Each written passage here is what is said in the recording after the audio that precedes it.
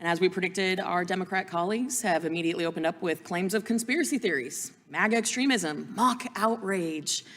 Seems the only ones displaying mock outrage up here today are, in fact, the Democrats.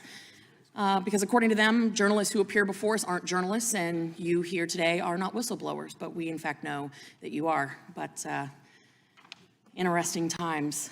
The line about Republicans defunding police, that one seems to be particularly special because, respectfully to my colleagues on the other side of the aisle, as the wife of a SWAT medic, as the wife of a first responder currently who has served our community for the last 16 years, I can tell you with certainty that no one hates a bad cop more than a good cop. No one. And I see from you nodding your head that you agree with that sentiment. It is inaccurate and wrong to make that assumption that Republicans want to defund police. It is false.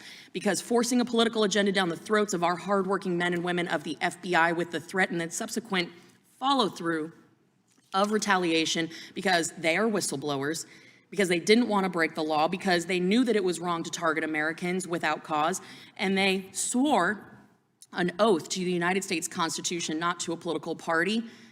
That makes them whistleblowers. That makes them courageous for coming forward and telling the truth. Gentlemen, I'm going to ask you all to please turn on your microphones because we're going to go really fast, okay? Mr. Friend, during your service with the FBI, you served on the FBI SWAT team, correct? Yes. As you heard, my husband is a SWAT medic and has been part of joint operations with the FBI.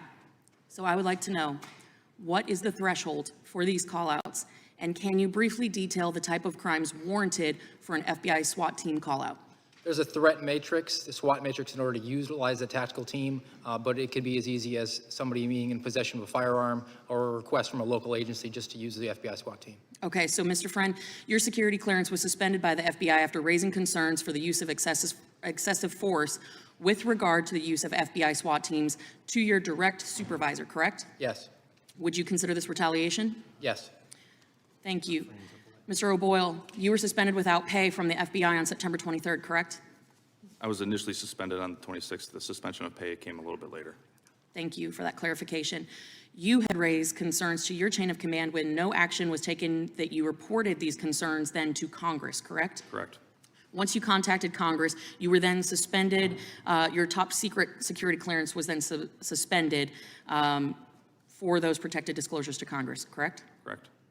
That seems like retaliation, no? That's to me. Okay. Mr. Allen, you were suspended from the FBI without pay on January 10th, correct? That is correct. You were suspended because you sent links to your squad to provide situational awareness about the FBI investigation on January 6th, correct? Yes. Yes or no? Wasn't open source searches and sharing of information part of the duties of your job? Yes.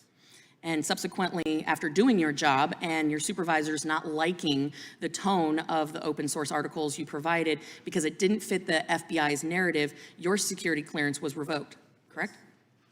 To all our whistleblowers, yes or no, do you believe that the retaliation pattern has a cooling effect on other agents from coming forward or speaking up?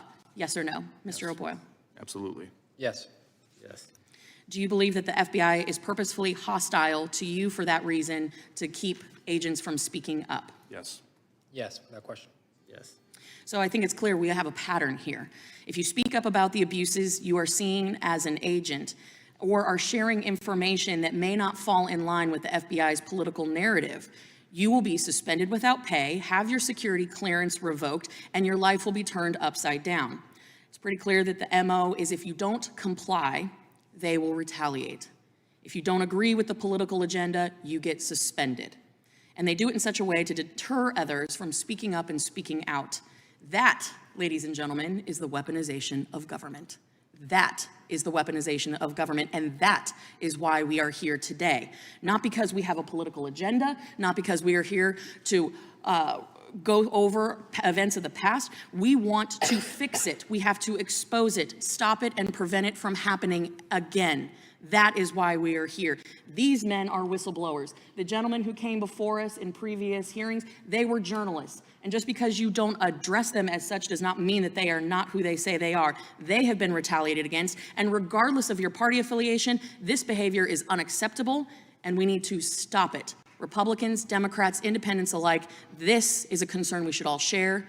This is the weaponization of government, and it is our job, our constitutional duty to stop it. With that, I yield back.